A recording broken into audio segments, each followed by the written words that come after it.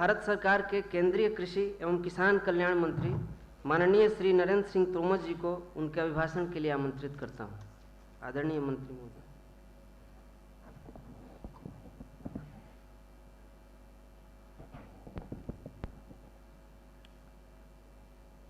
अंतर्राष्ट्रीय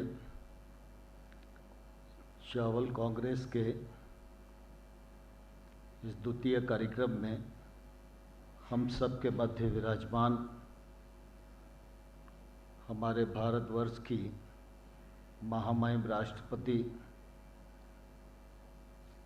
श्रीमती द्रौपदी मुर्मू जी, उड़ीसा राज्य के राज्यपाल मान्यवर श्री गणेशी लाल जी, उड़ीसा राज्य के कृषि मंत्री आदरणीय Shri Ranvendra Singh ji, DG ICR doctor Pathak ji, doctor नायक साहब, डॉक्टर अग्रवाल जी, विधायकगण, इस पूरी कॉन्फ्रेंस में भाग लेने के लिए आए सभी वैज्ञानिक गण, केंद्र सरकार और राज्य सरकार के अधिकारीगण, किसान भाइयों बहनों, विद्यार्थियों और मीडिया के मित्रों, आज हम सबके लिए बहुत ही सौभाग्य का विषय है कि जब अंतर्राष्ट्रीय चावल कांग्रेस के इस कार्यक्रम में माननीय राष्ट्रपति जी ने अपनी उपस्थिति की स्वीकृति प्रदान की है। हम सब जानते हैं कि किसी भी कार्यक्रम में या किसी भी संस्थान में महामहिम जी का उपस्थित होना यह अपने आप में एक बड़ी घटना होती है और मैं समझता हूँ कि उनकी ये उपस्थिति सिर्फ चावल कांग्रेस के वैज्ञानिकों को ही नहीं, ICR के 100 से अधिक संस्थान, 713 कृषि विज्ञान केंद्र,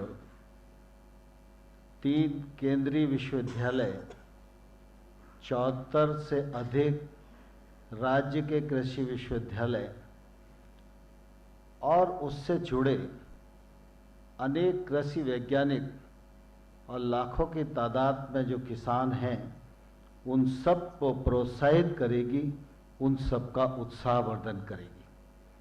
मैं इस मौके पर कृषि मंत्रालय की ओर से, ICR की ओर से महामहिम राष्ट्रपति जी का हृदय से बहुत बहुत स्वागत करता हूँ, बहुत बहुत अभिनंदन करता हूँ। इस मौके पर उड़ीसा के गवर्नर, राज्य सरकार के मंत्री जी भी यहाँ उपस्थित हैं। मैं उनके प्रति भी निश्चित रूप से कृतज्ञता ज्ञापित करता हूँ। भारत एक कृषि प्रधान देश है, इसलिए सरकारों की हमेशा कोशिश रहती है कि प्रधानता को प्राथमिकता दी जाए और मुझे कहते हुए प्रसन्नता है कि हमारे किसानों के परिश्रम ने, वैज्ञानिकों के अनुसंधान ने कृषि के क्षेत्र में बहुत प्रगति की है। आज खाद्यान्न की दृष्टि से हम सिर्फ आत्मनिर्भर ही नहीं, दुनिया को भी मदद करने वाले देशों में से एक बने हैं। यह हम सब के लिए निश्चित रूप से गौरव का विषय है। जहाँ तक चावल का सवाल है, चावल की फसल हमारे फसलों में से प्रमुख फसल है और मुझे कहते हुए प्रसन्नता है कि हमारे वैज्ञानिकों ने अब तक अनुसंधान करके चावल की दृष्टि से देखें तो 160 बीज की किस्मों को ईजाद किया है। साथ ही साथ जो प्रधानमंत्री जी का बल है कि कुपोषण की समस्या को दूर करने के लिए, पौष्टिकता खान पान में बढ़ाने के लिए बायोफोर्टिफाइड चावल की किस्मों को हमें पैदा करना चाहिए। आईसीआर ने उस दिशा में भी कदम बढ़ाए हैं और सीआर 310, 311, 315 धान की किस्में पैदा की हैं। सरकार ने बायोफोर्टिफाइड चावल पीडीएस में वितरण किया जाए, इसके लिए भी पायलट प्रोजेक्ट प्रारंभ किया है। बजट में उसका प्रावधान कर दिया गया है और प्रधानमंत्री जी की कोशिश है कि हमारे खान पान की व्यवस्था ऐसी हो कि कोई भी बच्चा, कोई भी व्यक्ति हमारे देश में कुपोषित न रहे। चावल के उत्पादन की दृष्टि से भी अगर हम देखेंगे तो आज हम 130 मिलियन टन पर खड़े हुए हैं। 2010 से अगर हम तुलना करेंगे तो मैं समझता हूं कि लगभग 46% की वृद्धि हुई है, जिसमें हमारे किसानों का परिश्रम और वैज्ञानिकों के रिसर्च का निश्चित रूप से योगदान है। आज चावल की दृष्टि से भारत दूसरा सबसे बड़ा उत्पादक देश है। निर्यात की दृष्टि से हम देखें तो हम पहले नंबर पर खड़े हैं, लेकिन हमारे सभी वैज्ञानिक और किसानों का प्रयत्न है और इच्छा है कि हम हर दृष्टि से नंबर 1 ही न रहें।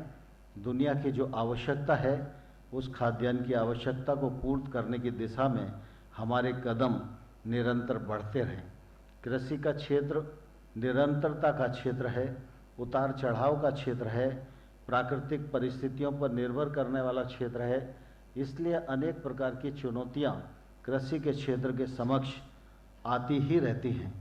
मुझे कहते हुए प्रसन्नता है, प्रधानमंत्री नरेंद्र मोदी जी ने महामहिम राष्ट्रपति जी के सानिध्य में इन 8.5 वर्षों में लगातार इस बात की कोशिश की है कि किसान को नुकसान की भरपाई हो सके। इसलिए प्रधानमंत्री फसल बीमा जैसा सुरक्षा कवच मिले। पीएम किसान सम्मान निधि के अंतर्गत अभी तक 11.5 करोड़ किसानों को 2,24,000 करोड़ रुपया उनके खाते में जमा करा के उनकी आय बढ़ाने का प्रयत्न किया गया है। कृषि के क्षेत्र में लागत कम करने के लिए, उत्पादन बढ़ाने के लिए, पानी की कमी जैसी चुनौतियों का समाधान करने के लिए निश्चित रूप से टेक्नोलॉजी का उपयोग अत्यंत आवश्यक है। कृषि के क्षेत्र में टेक्नोलॉजी का प्रवेश हो, निजी निवेश हो, इस दृष्टि से भी इस बार बजट में प्रावधान किए गए हैं। भारत सरकार राज्यों के साथ मिलकर डिजिटल एग्रीकल्चर मिशन पर काम कर रही है। इसके लिए भी बजट में इस बार 450 करोड़ रुपए का प्रावधान किया गया है। हमारे किसी भी किसान को, जो छोटा किसान है जिसकी संख्या देश में 86% है, यह किसान किसी साहूकारी कर्ज में न दबे, इसलिए अल्पकालिक ऋण के रूप में जहां 2014 तक यह ऋण 6-7 लाख करोड़ हुआ करता था, अब प्रधानमंत्री नरेंद्र मोदी जी ने इसकी ऋण सीमा को बढ़ाकर 20 लाख करोड़ रुपया किया है। इससे भी निश्चित रूप से किसान की ताकत बढ़ी है। लगातार भारत सरकार की यह कोशिश है कि किसानी के क्षेत्र में निजी निवेश आए और इसके लिए कि कृषि और संबद्ध कार्यकलापों के लिए लगभग आत्मनिर्भर पैकेज के अंतर्गत 1.5 लाख करोड़ रुपए का प्रावधान किया गया है। 1 लाख करोड़ रुपया एग्रीकल्चर इंफ्रा फंड के रूप में, 15,000 करोड़ रुपया एनिमल हस्बेंड्री के लिए, 20,000 करोड़ रुपया फिशरीज के लिए, 4,000 करोड़ रुपया औषधि खेती के लिए, 500 करोड़ रुपया मधुमक्खी पालन के लिए, 10,000 करोड़ रुपया छोटी प्रोसेसिंग यूनिट के लिए। इसके कारण भी निजी निवेश के दरवाजे खुले हैं और गांव तक जो इंफ्रास्ट्रक्चर पहुंचना है उसको पहुंचाने का प्रयत्न किया जा रहा है। मुझे कहते हुए प्रसन्नता है कि एग्रीकल्चर इंफ्रा फंड में अभी तक जो परियोजनाएं स्वीकृत की गई हैं उनमें 16,000 करोड़ रुपए का ऋण स्वीकृत किया गया है और इसका प्रसाद भी आने वाले कल में हमारे देश की कृषि को मिलने वाला है। हमारी कोशिश है कि 1 लाख करोड़ रुपया जल्दी से जल्दी ज़मीन पर पहुँचे, इसमें निजी पैसा भी मिले और निजी निवेश मिलकर निश्चित रूप से कृषि को उन्नत कृषि के रूप में और कृषि को फायदे की कृषि के रूप में तब्दील करने में हम लोग आगे बढ़ें। मुझे आज आप सबके बीच में उपस्थित रहते हुए बहुत प्रसन्नता है, क्योंकि यहाँ देश और विदेश से सभी वैज्ञानिक गण उपस्थित हुए हैं।